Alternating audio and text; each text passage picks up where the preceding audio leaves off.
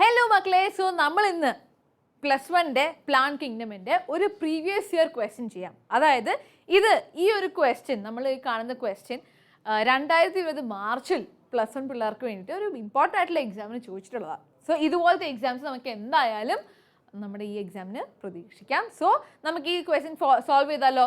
Match the items of column A with B. Okay, so double fertilization ഉണ്ട്, heterospory, protonema, naked seeds ഉണ്ട്. Column A യിൽ, B യിൽ bryophyte, algae, gymnosperm, pteridophyte and angiosperm ഉണ്ട്. അപ്പോൾ ഇവിടെ നമ്മൾ എന്താണ് ചെയ്യാൻ പോകുന്നതെന്ന് വെച്ച് കഴിഞ്ഞാൽ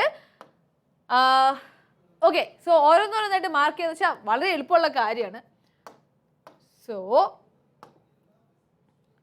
ഓക്കെ, ഡബിൾ ഫെർട്ടിലൈസേഷൻ എന്ന് പറയുന്ന ക്യാരക്ടർ വളരെ ഇമ്പോർട്ടൻ്റ് ആയിട്ടുള്ള പക്ഷേ വളരെ സ്പെസിഫിക് ആയിട്ടുള്ള ക്യാരക്ടറാണ്. ഓക്കെ, അത് ഏറ്റവും അഡ്വാൻസ്ഡ് ആയിട്ടുള്ള പ്ലാന്റ്സിൽ മാത്രമേ ഇത് കാണാറുള്ളൂ. അതാണ് നമ്മുടെ ആൻജിയോസ്പെർം. ഓക്കെ, അഥവാ ഫ്ലവറിംഗ് പ്ലാന്റ്. ഓക്കെ, ഫ്ലവറിംഗ് പ്ലാന്റിൽ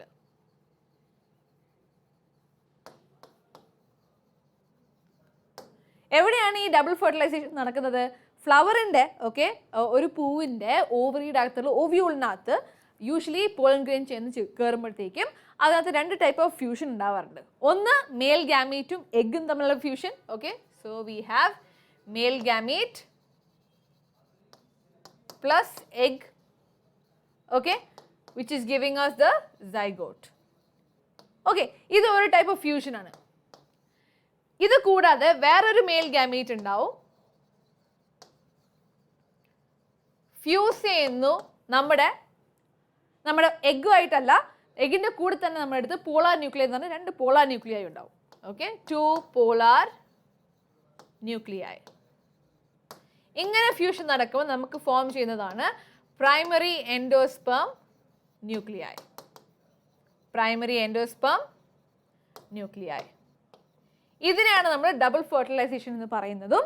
ഈ ഡബിൾ ഫെർട്ടിലൈസേഷൻ നമ്മൾ ആൻജിയോസ്പെർമിലാണ് കാണുന്നത്. ഓക്കെ, ഇനിയുള്ള കാര്യം ഹെറ്ററോസ്പോറി. ഈ ഹെറ്ററോസ്പോറി എന്ന് പറയുന്നത് production of 2 types of spores. Okay, അതായത് 2 ടൈപ്പ് ഓഫ് സ്പോർസ് ഉണ്ടാവും. ഒന്ന് നമ്മുടെ മാക്രോസ്പോർ അല്ലെങ്കിൽ മെഗാസ്പോർ. ഓക്കെ, രണ്ടാമത്തേത് മൈക്രോസ്പോർ. സോ സ്പോറോഫൈറ്റിൽ 2 ടൈപ്പ് ഓഫ് സ്പോർസ് പ്രൊഡ്യൂസ് ചെയ്യുന്നതിനാണ് നമ്മൾ ഹെറ്ററോസ്പോറി എന്ന് പഠിക്കുന്നത്. ഈ ഹെറ്ററോസ്പോറി എന്ന് പറയുന്ന കാര്യം നമുക്ക് ജിംനോസ്പെർമിലും കാണാം, ടെറിഡോഫൈറ്റിലും കാണാം. ഓക്കെ, പക്ഷേ ടെറിഡോഫൈറ്റിൽ വളരെ റെയർ ആയിട്ട് കാണുന്ന ഒരു കാര്യമാണ്. ജിംനോസ്പെർമിൽ എല്ലായിടത്തും കാണാറുണ്ട്, ആൻജിയോസ്പെർമിൽ എല്ലായിടത്തും കാണാറുണ്ട്. അപ്പോൾ നമ്മൾ എങ്ങനെ ആൻസർ കൊടുക്കും? അതോ നമുക്ക് ഇവരൊരു ക്വസ്റ്റ്യൻ മാർക്കിട്ട് നമുക്ക് വെയിറ്റ് ചെയ്യാം. നമുക്ക് ആദ്യം പ്രോട്ടോണീമയിലേക്ക് പോവാം. ഓക്കെ, പ്രോട്ടോണീമ എന്ന് പറയുന്നത് യൂഷ്വലി ഗാമറ്റോഫൈറ്റിൻ്റെ ഒരു ഭാഗമാണ്. പക്ഷേ ഏത് ചെടിയിലാണ്? നമ്മുടെ ബ്രയോഫൈറ്റ്സ് പഠിക്കുമ്പം, ഓക്കെ, ബ്രയോഫൈറ്റ് സ്പെസിഫിക്കലി ഫ്യൂണേരിയ പഠിക്കുമ്പോൾ, ഫ്യൂണേരിയ അഥവാ മോസിനെ പറ്റി പഠിക്കുമ്പം നമുക്കറിയാം സ്പോറിനകത്ത് നിന്ന് ജെർമിനേറ്റ് ചെയ്യുന്നത് ഒരു പ്രോട്ടോണീമയാണെന്ന്.